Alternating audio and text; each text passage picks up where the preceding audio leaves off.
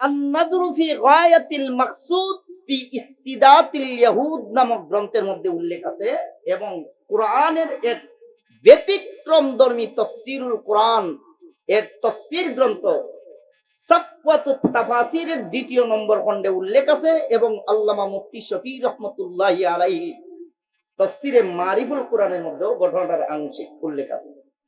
ঘটনা হইল, বেঈমান কাফেররা যখন দেখে মুহাম্মদুর রাসূলুল্লাহর ওয়াজ মাহফিলের দিন দিন বাড়তাছে, লোক সমাজের মধ্যে ইসলামের প্রচার প্রচারণা বেশি বেড়ে যাচ্ছে, মাথা খারাপ হইয়া গেছে।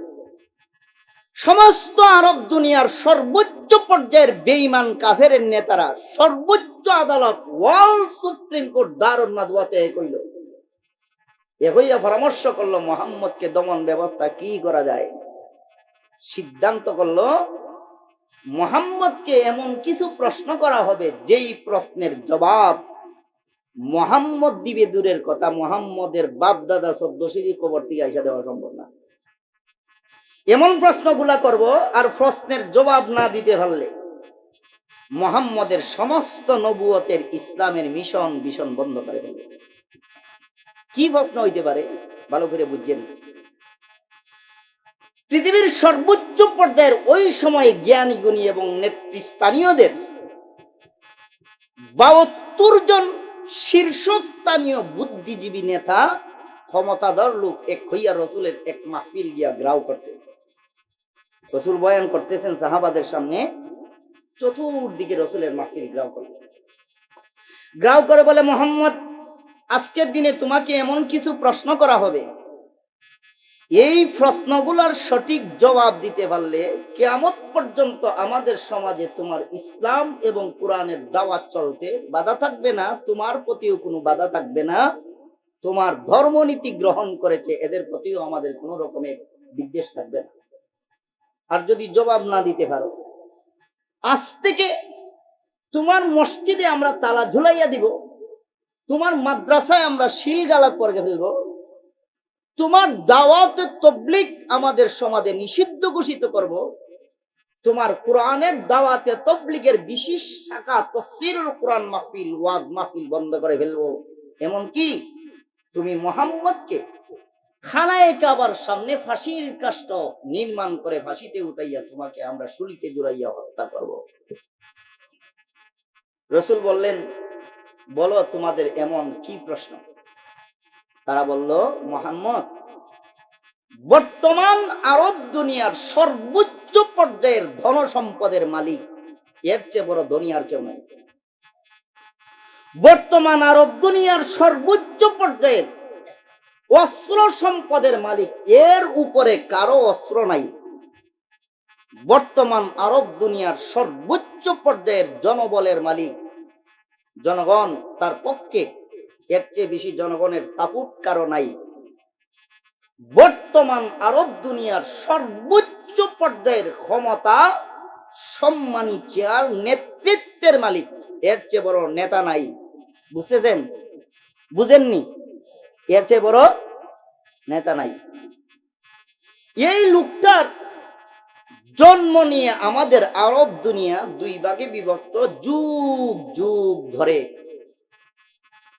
এক ভাগের দাবি হইল তার মা তাকে যেই পুরুষের কাছে বিয়ে বসছে ওই পুরুষ দিয়া জন্ম দিছে, আর আরেক ভাগের দাবি হইল না, তার মা যেই পুরুষের কাছে বিয়ে বসছে ওই পুরুষকে দিয়া জন্ম দেয় নাই, বরং পরক্রিয়া করে জিনার মাধ্যমে তাকে জন্ম দিছে। সর্বোচ্চ পর্যায়ের নেতা, সর্বোচ্চ পর্যায়ের অস্ত্র সম্পদ, ধন সম্পদ, গণসম্পদ, অর্থ সম্পদের মালিক, এই নেতার জন্ম নিয়ে আরব সমাজ দুই ভাগে বিভক্ত। আমরা তোমার কাছে আসছি, আমাদের নেতার মূল পরিচয় উপস্থাপন করো, মূল ফিতার পরিচয় উপস্থাপন করো। উপস্থাপন সঠিকভাবে করতে পারলে তোমার সব ঠিক, না হইলে সব বন্ধ। তাফসীরের কিতাবে উল্লেখ করেছেন, মুহাম্মদুর রাসূলুল্লাহকে এই প্রশ্ন করার কয়েকটা কারণ ছিল। এক নম্বর কারণ হইল, কোন কোন ইতিহাসে লেখছেন যেই লোকের জন্মটা জিজ্ঞাসা করছে এই লোকটা রসুলের চেয়ে 25 বছরের বড়। কত বছর বলেন না? কত বছর? 25 বছর আগে যে লোকটা দুনিয়া আইছে, এই লোকের 25 বছর পরে দুনিয়া আসছেন মুহাম্মদুর রাসূলুল্লাহ সাল্লাল্লাহু আলাইহি ওয়াসাল্লাম। যেহেতু নেতা 25 বছর আগে দুনিয়া আইছে আর মুহাম্মদ 25 বছর পরে দুনিয়া আইছে, মুহাম্মদ তো সেই সময়ের ঘটনা জানে না, জবাব দিতে পারবে না। 2 নম্বর কারণ প্রসঙ্গে উল্লেখ করেছেন, এক হাদিসে আল্লাহর রাসূল বলে, প্রতিটা মেয়ে মুসলমান ও মুসলমান যেদিন থেকে সে সাবালেগা হয়, যখন থেকে সে সাবালেগা হয়, তখন থেকে ওই মেয়েটার মরণ পর্যন্ত তার লজ্জাস্থান পাহারা দেওয়ার জন্য, গর্ব পাহারা দেওয়ার জন্য আল্লাহর পক্ষ থেকে একজন ফেরেশতা নিয়োগ দেওয়া হয়। মুহাম্মদ যেহেতু আমাদের নেতার মায়ের লজ্জাস্থান, গর্বের পাহারাদার ফেরেশতা নয়, এই সূত্র মুহাম্মদ জবাব দিতে পারে না। 3 নম্বর সূত্র হইল মুহাম্মদ সেখানে হাদির নাদির ছিল না। 4 নম্বর সূত্র হইল মুহাম্মদ আলিমুল গাইব নয়। 5 নম্বর সূত্র হইল মুহাম্মদ আল্লাহ নয়। কোনোভাবেই জবাব দেওয়া সম্ভব না, বন্ধ হয়ে গেল। উপস্থিত সকল শ্রোতা সাহাবায়ে কেরাম প্রশ্ন শুনে মাথা নিচে করে দিয়েছেন, আল্লাহর রাসূল নিজেও মাথা নিচে দিয়া দিয়েছেন। কেন? জবাব না দিতে পারলে আজকেই ইসলামের বাতি নিভে যাবে, আর কোনোদিন এই বাতি জ্বালানো সম্ভব হবে না। ইসলামের বাতি নিবানোর মতো ক্ষমতা দুনিয়ার কোন মাখলুকের আছে? আল্লাহ বলেন, ইউরিদুনা লিইউতফিউ নূরাল্লাহি বিআফওয়াহিহিম ওয়াল্লাহু মুতিম্মু নূরিহিম। আল্লাহ বলেন, বেঈমান কাফের মুশরিকের দল যুগে যুগে, সময়ে সময়ে, কালে কালে, বছরে বছরে, সুযোগ সন্ধানে আমি আল্লাহর কোরআনের বাতি, ইসলামের বাতি নিভাইয়া দেওয়ার মানবীয় ষড়যন্ত্র করবে, দানবীয় ষড়যন্ত্র করবে। সমস্ত ষড়যন্ত্রের জাল ছিন্ন ভিন্ন করে ইসলামের আলো পাথরের গর্তের ভিতর পর্যন্ত পৌঁছাইয়া দেওয়ার দায়িত্ব আমি আল্লাহ, কেউ পারবে না। মুহাম্মদুর রাসূলুল্লাহ মাথা নিচে করে বসে আছেন, সাহাবারাও যারা শ্রোতা আপনাদের মতো তারাও মাথা নিচে করে বসে আছেন। এমন সময় আল্লাহ তার পবিত্র কোরআনের সূরা কলমের 1 থেকে নিয়ে 16 পর্যন্ত আয়াতগুলা জিবরাইলকে দিয়ে নাযিল করে দিয়েছিল। জিবরাইল আলাইহিস সালাম মুহাম্মদুর রাসূলুল্লাহর দরবারে আয়েশা সূরা কলমের আয়াত তেলাওয়াত করা শুরু করছেন, আল্লাহর রাসূলও তেলাওয়াত করতেছেন। তিলাওয়াত করে করে ওই আয়াতে গেলেন।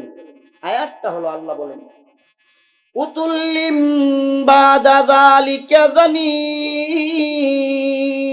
হে মুহাম্মদুর রাসূলুল্লাহ সাল্লাল্লাহু আলাইহি ওয়াসাল্লাম আরবের সর্বোচ্চ পর্যায়ের অর্থ সম্পদের মালিক, জনসম্পদের মালিক, অস্ত্র সম্পদের মালিক, সর্বোচ্চ পর্যায়ের ক্ষমতাধর যেই ওলীদের পিতৃত্বের ব্যাপারে আপনার দরবারে প্রশ্ন নিয়ে হাজির হয়েছে, ওরা মনে করেছে সে আপনার চেয়ে 25 বছরের বয়সে বড়, আপনি তার জন্ম বৃত্তান্ত বলে দিতে পারবেন না। ওরা মনে করেছে আপনি তার মার গর্ভের গেইটের পাহারাদার ফেরেশতা নয়, আপনি জবাব দেওয়া সম্ভব নয়। ওরা মনে করেছে আপনি সেখানে হাজির নাজির ছিলেন না, জবাব দিতে পারবেন না। ওরা মনে করেছে আপনি আলিমুল গাইব নয়, জবাব দিতে পারবেন না। ওরা মনে করেছে আপনি আল্লাহ নয়, আপনি জবাব দিতে পারবেন না। এই সূত্রে আপনার ইসলামের আলো বন্ধ করে দিবে, দাওয়াতে তাবলীগ নিষিদ্ধ করে দিবে, মসজিদে তালা ঝুলাইয়া দিবে, মাদ্রাসায় সিলগালা করে দিবে, আপনাকে অবাঞ্ছিত ঘোষণা করে খানায়ে কাবার সামনে ফাঁসির কাস্টে ঝুলাইয়া হত্যা নিশ্চিত করবে। নবী মুহাম্মদুর রাসূলুল্লাহ কখনোই নয়। আমি আল্লাহ আমার পবিত্র কোরআনের সূরা মায়েদার 67 নম্বর আয়াতে আমি আল্লাহ ওয়াদা দিয়েছি, আল্লাহু ইয়াসিমুকা মিনান নাস, সমস্ত মানবীয় দানবীয় ষড়যন্ত্র থেকে হেফাজত করব আমি আল্লাহ। তাই আমি আল্লাহ আমার পবিত্র কোরআনের সূরা কলমের 1 থেকে 16 পর্যন্ত আয়াতগুলো নাযিল করে জানাইয়া দিলাম, উতুল্লিম বাদা যালিকা যানিম। ওই নেতার জন্ম পরিচয় হইল তার মা তাকে বাবা দিয়া জন্ম না দিয়ে রাখাল দিয়া জন্ম দিয়েছে। কি দিয়া? রাখাল দিয়া জন্ম দিয়েছে। যেই মাত্র এই আয়াত রাসূল তেলাওয়াত করছেন, রাসূলের মাহফিল বন্ধ করার জন্য চতুর্দিকে যে গ্রাউ করে দাঁড়াইয়া ছিল, যেটা যেখানে ছিল ওখান থেকে ওই দিক দিয়ে দৌড় শুরু করছে। তাফসীরের কিতাবে লেখছেন, দৌড় দিল কেন? এর জবাব উল্লেখ করেছেন, ওদের ভয় আইসা গেছে। বাপ রে, আরব দুনিয়ার সর্বোচ্চ নেতার জন্মের দশা যদি এই হয়, দৌড় দে, না হইলে কোরআনের আয়াত নাযিল হইয়া আমাদের জন্ম শরীফের দরজাও খুইলা দিব। এই দৌড় দিছে। ওলিদ দৌড় দিয়ে নিজের বাসায় গেছে, গিয়া মাকে খুঁজে দেখে মা বাসায় নেই। মাকে খুঁজে খুঁজে গ্রামের শেষ মাথায় গিয়ে দেখে এক আত্মীয়র বাড়িতে অন্য একজন মহিলার মাথার চুল থেকে উকুলন্ত আছে। এটা মহিলাদের একটা বিশেষ গুণ। যেই মাত্র পাইছে, যাইয়াই মার চুলের মুঠে ধরছে, ধরে কঙ্করযুক্ত উত্তপ্তময় গরম বালির রাস্তা দিয়ে মাকে টান শুরু করছে। বুড়া মানুষ, কঙ্করের আঘাতে পুরা শরীর চালনির মতো ছিদ্র হয়ে রক্ত ঝরতেছে। মার চিৎকারের আওয়াজ তার কান পর্যন্ত পৌঁছায় না। মাকে টাইনে আইনা নিজের বাড়ির উঠানের মধ্যে শুয়াইছে। তলোয়ার থেকে, খাপ থেকে তলোয়ার খুলিয়া মার বুকে বসিয়া গলার মধ্যে তলোয়ার লাগাইয়া জিজ্ঞাসা করে, সত্য ক, আমাকে কোন পুরুষ দিয়া জন্ম দিয়েছস? মা কই, এটা কি করছে? তুই নিজে বুড়া হইয়া গেছিস, তোর সন্তান গুলা, নাতি নশা গুলো বুড়া হতে যাচ্ছে, তুই জানাস না তোর বাপ কেনা? এতদিন পর্যন্ত চলতাম, কিন্তু গিয়েছিলাম আজকে মোহাম্মদের তফসির মাহফিল বন্ধ করতে, গেছিলাম মোহাম্মদের ওয়াজ মাহফিল বন্ধ করতে, গেছিলাম মোহাম্মদের মাদ্রাসা মসজিদ দাওয়াত তাবলীগ বন্ধ করতে, গেছি বন্ধ করতে, আর মোহাম্মদের আল্লাহ কুরআন নাযিল করে আমার জন্ম শরীফের দরজা খুলে দিছে। কিভাবে জন্ম দিছিস? কয় তোর বাবা দিয়া। কয় অসম্ভব, তুমি মিথ্যাবাদী হইতে পারো, মোহাম্মদ মিথ্যাবাদী হইতে পারে না। কোরআনের আরেক আয়াতে আল্লাহ বলে, কামা ইয়ারিফুনা আবনাআহুম।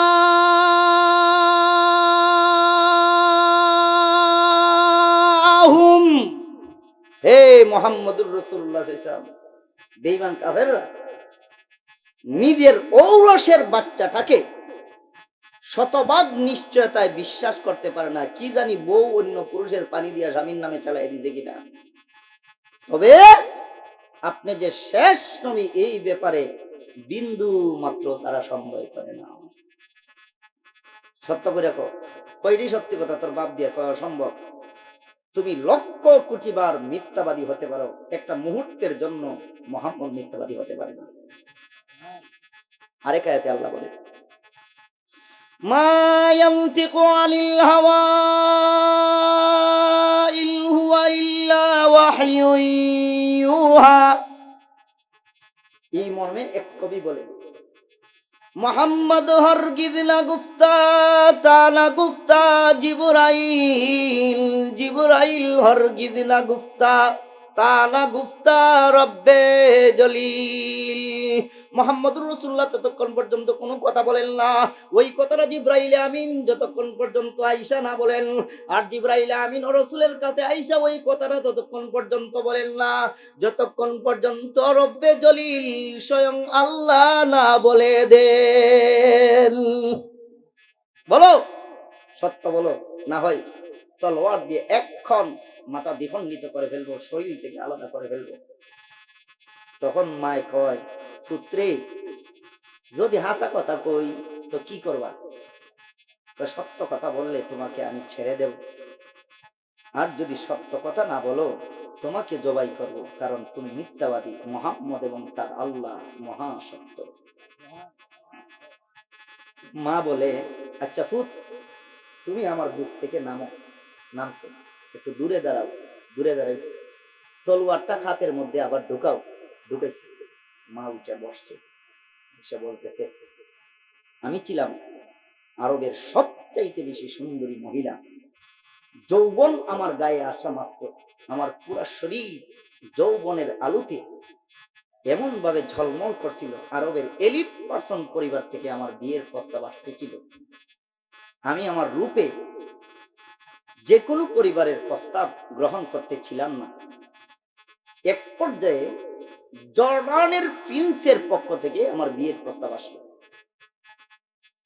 জর্ডানের রাজার ছেলের পক্ষ থেকে।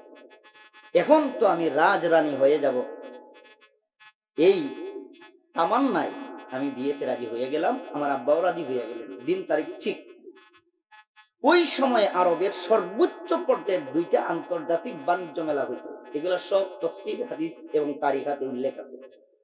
একটা হইল উকাদে আর একটা হইল মাসান্নায়। তখন উকাদের আন্তর্জাতিক বাণিজ্য মেলা চলছিল। আমি আব্বুকে বললাম, বাবা এই তো আর 2-4 দিন পরেই বিয়ে হইলে আমি জর্ডানে চলে যাব, হতে পারে আমার মরণের আগে কোনোদিন এই বাণিজ্য মেলায় নাও আসতে পারি। যেহেতু সময় আছে, দয়া করে আমার একটু মেলাটা দেখাই আনো। আমার আব্বা আমার দরখাস্ত মঞ্জুর করে নিয়ে গেলেন বাণিজ্য মেলায়। মেলাতে যাইয়া যখন স্টল গুলা পরিদর্শন করতেছিলাম একটা একটা করে, হঠাৎ করে এমন একটা স্টলের সামনে আসলাম, যে স্টলের মালিক আন্তর্জাতিক ব্যবসায়ী, আমাকে যে বিয়া করছে তোর বাবা। তোর বাবা যখন আমার দেখছে, দেখেই পাগল হইয়া গেছে বিয়া করার জন্য। আমার বাবা বললেন, আমার মেয়ে জর্ডানের প্রিন্সের সাথে বিয়া ঠিক, ওইটা বাদ দিয়ে তো বিয়ে দেওয়া সম্ভব না। আরবের চিরাচারিত অভ্যাস অনুযায়ী সে খাপ থেকে তলোয়ার বের করে দেখায় বলল, যদি এখন বিয়েতে রাজি না হও, বাপ বেটি দুটার মাথা দ্বিখণ্ডিত করে ফেলবো। আমার আব্বা আমার জীবন এবং আমার বাবার জীবন রক্ষার্থে জর্ডানের প্রিন্সের বিয়া বাদ দিয়ে তোর বাবা আন্তর্জাতিক ব্যবসায়ীর সাথে আমার বিয়া করাই দিল। বিয়ে হয়ে গেল। আমাকে নিয়ে আসছে এই বাড়িতে। বাড়িতে নিয়ে আসার পরে, ওমা এখন দেখা যায় তোর বাবার শারীরিক ক্ষমতা একেবারে নাই মহিলাদের চাহিদা পূরণ করা। আমার শারীরিক চাহিদা পূরণ করার মতো তোর বাবার যোগ্যতা নাই শারীরিক ভাবে। দজবঙ্গল বুঝেন তো, তার পুরুষত্বহীনতা প্রমাণ হয়ে গেল। লজ্জা ডাকার জন্য ব্যবসার নাম দিয়ে 2 বছরের সময় নিয়ে চলে গেল সিরিয়ায়। আমি যে বিয়ে বসছি, সফওয়াতুত তাফাসিরের মধ্যে উল্লেখ করছেন, আমি আমার এই যৌবন কোথায় ব্যয় করব, কার কাছে ব্যয় করব, যৌবনের ঢেউ আমি কিভাবে সামাল দিব। 1 2 নম্বর হলো, তোর বাবার শারীরিক ক্ষমতা যেহেতু নাই, সে তো তার বিশেষ পানিটা আমার গর্ভ পর্যন্ত পৌঁছাতে পারবে না। এই সূত্রে সন্তানও হবে না, তার ভবিষ্যৎ প্রজন্ম আসবে না, ধনসম্পদ উত্তরাধিকারী কেউ হবে না। এই 2 চিন্তায় আমি একেবারে মাতালের মতো হইয়া গেলাম। এক পর্যায়ে আমাদের বাড়ির পাশে ওই যে মাঠটা দেখো, এই মাঠে মুগিরা নামক একজন লোক, সে উট বকরি ভেড়া রাখালি করত। তার সাথে আমার প্রেমের সম্পর্ক হইল। সম্পর্ক হওয়ার পর তোমার বাবাকে দিয়া স্বামীর পক্ষ থেকে যা কিছু আমার শারীরিক ভাবে নেওয়ার কথা ছিল, তা ওই আমার প্রেমিক দিয়া আমি আমার বিছানায় নিয়ে আনিছি। ওই প্রেমিক মুগিরাকে দিয়া আমার বিছানায় মজা করার সময় যেই পানিটা আমার ভিতরে গেছে, ওই পানি দিয়া তোমার জন্ম হয়েছে, তোমার বাবার পানি দিয়া জন্ম হয় নাই। বুঝছেন ঘটনাটা? এই ঘটনাটা শোনানোর পর ওলীদ তার মাকে ছেড়ে দিয়ে চলে গেল জঙ্গলে বনবাসে। আর লোক সমাজে মুখ দেখাবে কিভাবে? পাহাড়ে থাকতে থাকলো, সেখানেই মারা গেল। কোনো মানুষ তার লাশটা পর্যন্ত দাফন করে নাই। বনের হিংস্র জানোয়ার গুলা টেনে হেসড়ে তার লাশ খেয়েছে। এই ঘটনাটা আল্লাহ তার পবিত্র কোরআনের সূরা কলমের মধ্যে উল্লেখ করে কিয়ামত পর্যন্ত দুনিয়াবাসীকে শিক্ষা দিলেন, আমার নবী একদিন দুনিয়াতে থাকবেন না। নবীর নবুয়তের মিশন নিয়ে কিয়ামত পর্যন্ত হক্কানি রব্বানি উলামায়ে কেরাম থাকবেন, আমার নবী থাকবেন না। নবীর দাওয়াতে তাবলীগ চালানোর জন্য কিয়ামত পর্যন্ত একদল উলামায়ে কেরাম থাকবেন, আমার নবী থাকবেন না। কিয়ামত পর্যন্ত নবীর দাওয়াত ও জিহাদ পরিচালনার জন্য একদল হক্কানি রব্বানি উলামায়ে কেরাম থাকবেন, আমার নবী একদিন থাকবেন না। নবীর ইমামতি করার জন্য একদল উলামায়ে কেরাম থাকবেন, আমার নবী একদিন দুনিয়ায় থাকবেন না। নবীর আযান পরিচালনার জন্য একদল মুয়াজ্জিন উলামায়ে কেরাম কিয়ামত পর্যন্ত থাকবেন। আমার নবী দুনিয়ায় থাকবেন না, নবীজির ভিত্তিতে ব্যবসা করার জন্য উম্মতে মুহাম্মদের একটা বিশেষ শ্রেণী থাকবেন কিয়ামত পর্যন্ত। আমার নবীর উত্তরাধিকারী হক্কানি উলামায়ে রব্বানিরা দাওয়াতে তাবলীগ, মসজিদ, মাদ্রাসা, খানেকা, ইমামতি, মুয়াজ্জিনি, জিহাদ, দাওয়াত প্রত্যেকটা কাজ চালাইতে যাইয়া যেই বা যারা তাদের পরিচালিত দাওয়াতের আরেক বিশেষ শাখা কোরআনের তাফসীর মাহফিল, ওয়াজ মাহফিল, এগুলোর মধ্যে যারা বাধা দিবে, বুঝতে হবে সবগুলার জন্মের মধ্যে তাদের বাপ ওয়ালিদ ইবনে মুগিরার মতো সমস্যা আছে। যদি এর জন্মের সমস্যা না থাকে, মাহফিল বন্ধ করে কেন? ওর জন্মের সমস্যা না হইলে তাফসীরুল কোরআন মাহফিল বন্ধ করে কেন? দাওয়াতে তাবলীগের বিরোধিতা করে কেন? মাদ্রাসা মসজিদের বিরোধিতা করে কেন? আল্লাহ বলেন মুতুল্লিম বাদা যালিকা জানিম, এর জন্মের সমস্যা। কিসের সমস্যা? জন্মের সমস্যা। ভালো করে ওয়াজ মাহফিলে এখন থেকে বাধা দিও। মহানবী মুহাম্মদুর রাসূলুল্লাহ সাল্লাল্লাহু আলাইহি সাল্লাতু ওয়াস সালামের দাওয়াতের কাজ বেঈমানরা চাইলো বন্ধ করতে, বন্ধ হইল না। এবার সিদ্ধান্ত গ্রহণ করলো মুহাম্মদকে আর হাতে নয়, এবার মুহাম্মদকে ভাতে মারবো। কিভাবে মারবো? বাতে মারবো।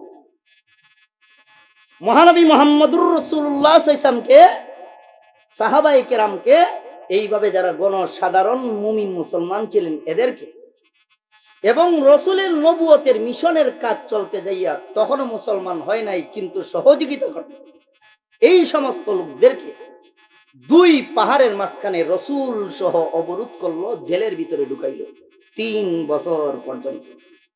কতদিন? 3 বছর। ইসলামের এমন কোন ইতিহাস নাই, এমন কোন তাফসীরের কিতাব নাই, এমন কোন ইতিহাস হাদিসের কিতাব নাই যে কিতাবে এই ঘটনাগুলো উল্লেখ নেই। দুই পাহাড়ে মুহাম্মদুর রাসূলুল্লাহ সাল্লাল্লাহু আলাইহি ওয়াসাল্লামকে এবং মুহাম্মদুর রাসূলুল্লাহর অনুসারী সাহাবায়ে কেরামকে এবং মহানবী মুহাম্মদুর রাসূলুল্লাহ সাল্লাল্লাহু আলাইহি ওয়াসাল্লামের দাওয়াতের কাজে সহযোগিতা করতেন এদেরকে বেঈমান কাফেররা যখন অবরোধ করলো, অবরুদ্ধ জীবনে রসুলের 3 বছর চলতে লাগলো। কিছুদিন যাওয়ার পর সকলের খাবার যখন জেলের ভিতরে শেষ হয়ে গেল, কি খাবেন? বাধ্য হইয়া দুই পাহাড়ের অবরুদ্ধ এলাকার ভিতরে যত বৃক্ষ ছিল, গাছ ছিল, গাছগুলার পাতালতা খাওয়া শুরু করলেন। কিছুদিনের ভিতরে সবগুলা বৃক্ষের গাছের পাতালতা শেষ হয়ে গেল। এবার কি খাবেন শুরু করলেন? প্রত্যেকটা গাছের বৃক্ষের ছাল, খাল উঠাইয়া খাওয়া শুরু করলেন। কিছুদিনের ভিতরে সমস্ত বৃক্ষের খালও শেষ হয়ে গেল, খাবারের মতো আর কিছু নাই।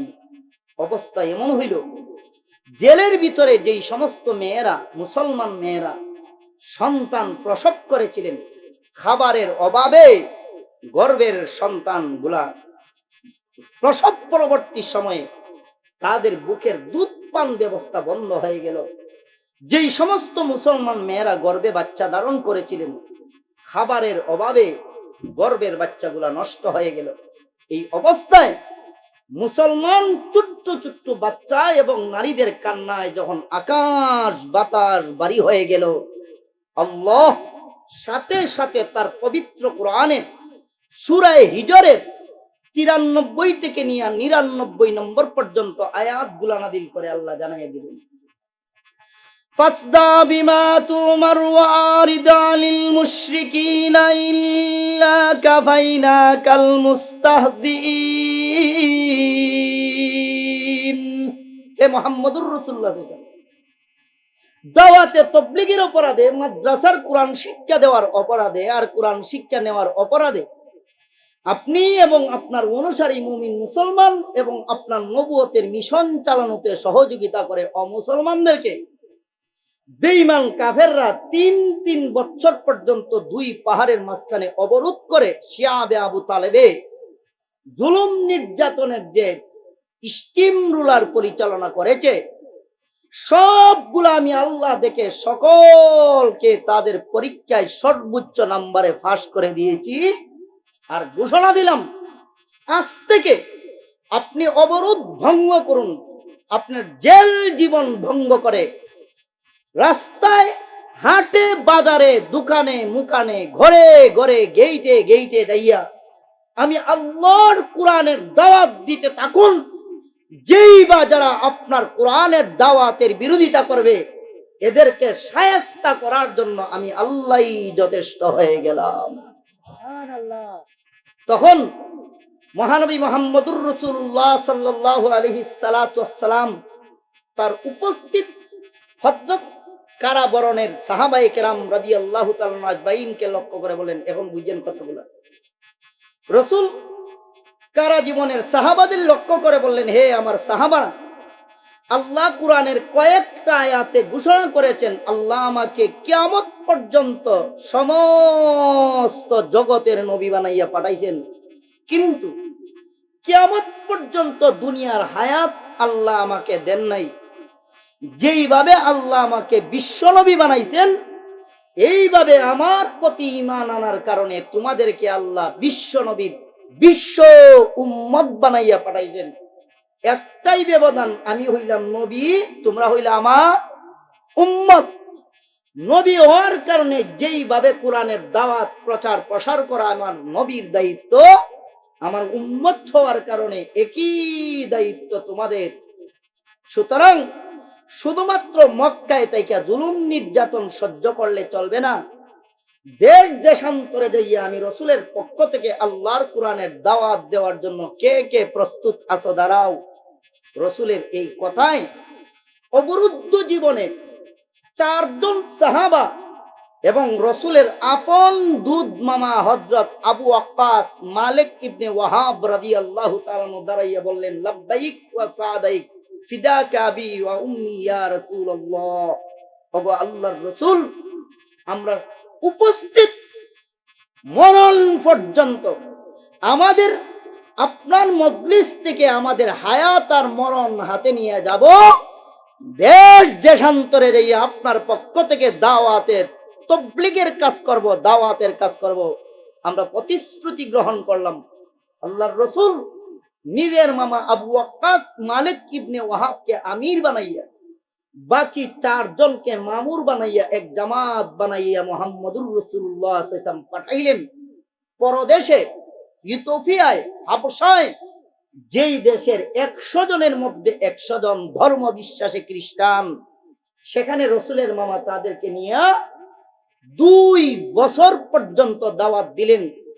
তুহফাতুল মুজাহিদিন ফি আহওয়ালিল বারকালিন নামক গ্রন্থের মধ্যে, সিয়ারুস সাহাবার 6 নম্বর খণ্ডের মধ্যে, উসদুল গাবা ফি মারিফাতুস সাহাবার 3 নম্বর খণ্ডের মধ্যে, তারিখে ইলমে হাদিস মুহাম্মদ ইবনে আবদান লিখিত এর মধ্যে উল্লেখ আছে, মুহাম্মদুর রাসূলুল্লাহর মামা বাকি 4 জনকে নিয়ে ইথিওপিয়ায় হাবশায় যাইয়া 2 বছর পর্যন্ত দাওয়াতের মেহনত করে, 1 জন 2 জন নয়, প্রায় 63,000 লোককে মনস্তান্ত্রিক ভাবে কালেমা পড়াইয়া মুসলমান বানাইছেন।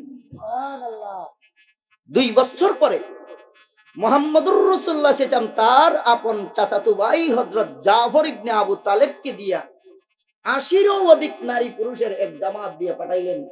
এরা গেল সেই দেশে, সাথে আল্লাহর রাসূল একটা চিঠি দিয়া দিলেন 2 বছর আগে প্রেরিত জামাতের আমির রসুলের মামার কাছে, হে আমার মামা, আমার চিঠি পাওয়া মাত্র আর আপনি হাবশায় থাকবেন না, বরং একটা জামাত বানাইয়া আমি রসুলের পক্ষ থেকে দুনিয়ার উত্তর উত্তর পূর্ব কোণার দিকে দাওয়াত দিয়া দিয়া যাইতে থাকবে। রসুলের চিঠির নির্দেশে রসুলের মামা হযরত আবু ওয়াক্কাস মালিক ইবনে ওয়াহাব রাদিয়াল্লাহু তাআলা আনহু চিঠিটা উপস্থিত হাবশার নতুন মুসলমানদের কাছে পড়া শোনাইলেন। চিঠির জবাবে 60 থেকে 70 জন নতুন মুসলমান দুনিয়ার উত্তর পূর্ব কোণার পর্যন্ত যাইয়া দাওয়াত দেওয়ার জন্য হাতে জীবন মরণ নিয়ে তৈয়ার হইয়া গেলেন।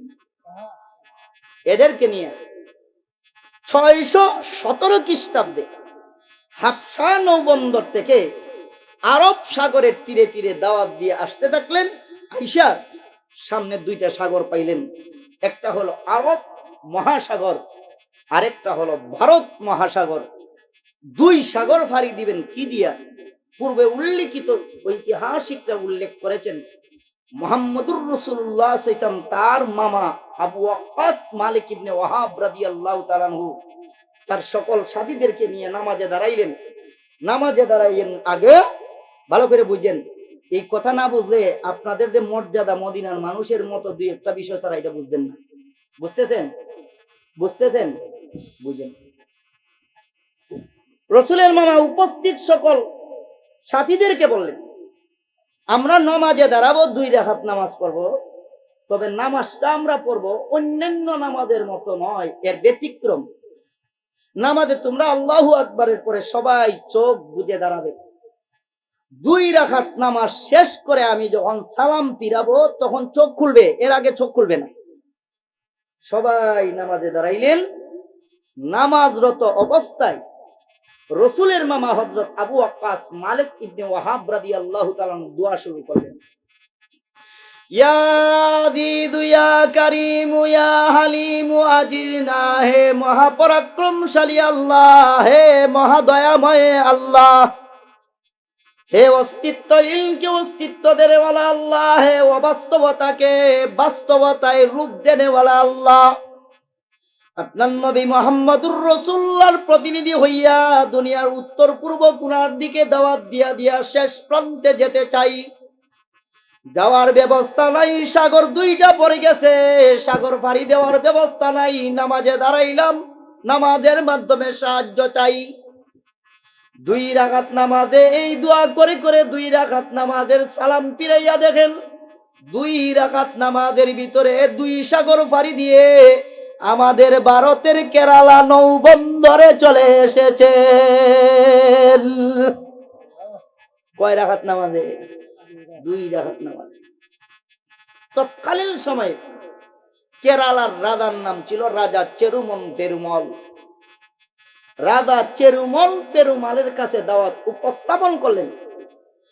ডক্টর শ্রী সূর্যজিৎ দাস গুপ্তের লেখা ভারতবর্ষ ইসলাম নামক গ্রন্থের মধ্যে উল্লেখ আছে, লেখা বাংলা বিশ্বকোষের 14 নম্বর খণ্ডের মধ্যে উল্লেখ আছে, অধ্যাপক আব্দুল গফুরের লেখা ইতিহাসের প্রেক্ষাপটে বাংলাদেশ নামক গ্রন্থের মধ্যে উল্লেখ আছে, সাংবাদিক এ কে মহিউদ্দিনের লেখা চট্টগ্রামে ইসলাম নামক গ্রন্থের মধ্যে উল্লেখ আছে, মুহাম্মদুর রাসূলুল্লাহর মামা রাজা চেরুমন ফেরুমালের কাছে যেই মাত্র রসুলের প্রতিনিধি হইয়া আসতেন বলে দাওয়াত দিলেন, রাজা দাওয়াতটা শোনা মাত্রই উপস্থিত সকল সভাসদদেরকে নিয়ে সেজদা দিয়া কালেমা পড়ে মুসলমান হইয়া গেলেন।